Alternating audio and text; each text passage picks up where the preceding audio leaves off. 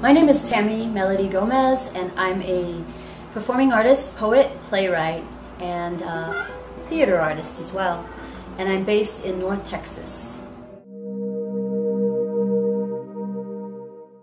After college, I started writing poetry, and I wrote it basically for myself. And when I started going to open mic events, poetry readings in the mid-1980s, I began to get a feel for working in front of an audience. And because I'd always been a fan of performing arts, dance, modern dance, postmodern dance, film, and theater, I started using elements, including elements of theater and film and dance in my work, in the performance of my poetry.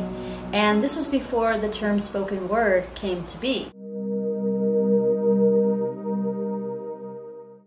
It wasn't until the early 1990s, when I was living in Austin, Texas, that I came to be aware of the process of funding for artists and came to know of grants for individual artists. There's a really successful program in Austin through the Parks and Recreation Department. It's called the Cultural Contracts Program. I applied for my first grant with the Cultural Contracts Program in 1994, and I was able to produce and publish my first book.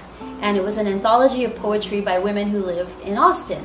And this wouldn't have come to be if I hadn't self-initiated to write my first grant application and submit it to the Cultural Contracts Program in Austin. And since then I've applied at least, I'd say, to about 8 or 10 different organizations and funding institutions across the U.S. with some success, and I've learned a lot from the process. After that initial grant of it was in the amount of about $3,400 to publish a limited edition chapbook of poetry, I was bitten by the grant application bug, and I was very interested in submitting more applications to get grants for other projects that I wanted to produce, because as a writer and performing artist, there were ideas I had for projects that weren't necessarily going to be funded by hosting institutions. And that's something an individual artist not associated with a company or troupe comes to learn, is that sometimes you have to bring some of your own funding to the table, and you can match with a venue or hosting institution once you bring some funds to the table. And so I decided to start searching the internet, and through the network of artists that I developed, I was finding out about opportunities. And there are organizations like Creative Capital that I've applied to. I think the first time I applied to Creative Capital, I made it to the finals stage, which was very, very well, motivating, of course, but also it just was very validating. And something that artists learn from the application process is how exciting their projects are to them. And it's not until you're sitting down writing the narrative text for your project proposal that you really begin to flesh out your concept. And so I appreciate the opportunity to fill out applications. When I applied to Creative Capital that first time, I made it to the final stage with my project, which was my bicycle play, She Bike Spoke Love.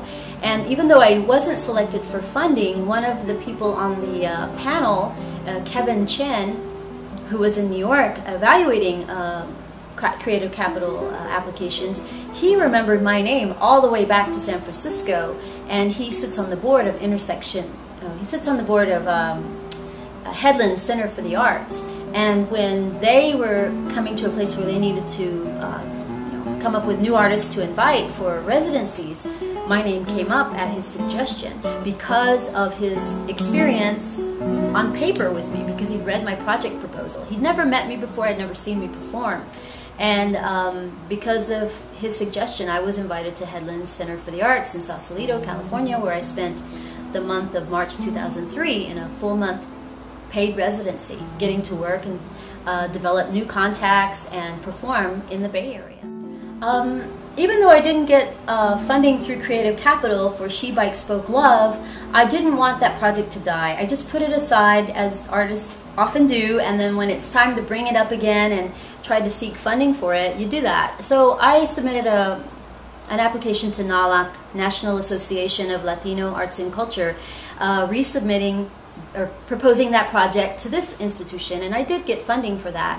And so when I got that first grant from NALAC, I felt bolstered and encouraged to go ahead and submit another application to get supplemental funds. So on the heels of getting notice from NALAC that they'd green-lighted my project for funding, I submitted a proposal to the Puffin Foundation. And within a month and a half, I got an affirmative letter. Get tailwind as a bicyclist, because I bicycle. You learn a lot about that, you know. Whoever's in the tailwind is likely to get pulled up with you, and I felt like on the heels of having gotten that NALAC grant, I felt like I needed to take advantage of this tailwind, this suction I had. It's like whoever knows about my project next is going to want to support it because I just got this big grant from NALAC. So how can Puffin say no?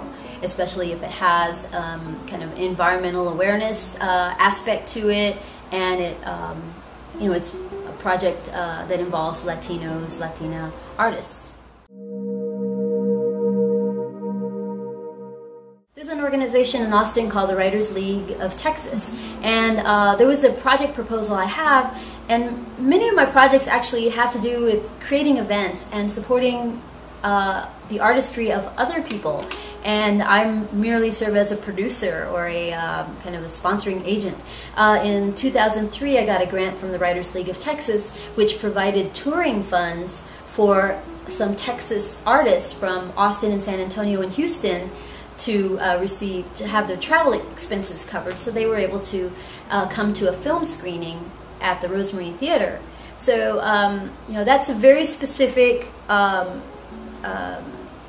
grant that's for artists who need to, you know, have touring funds or travel expenses covered in order to be able to share their artistry in other parts of the state.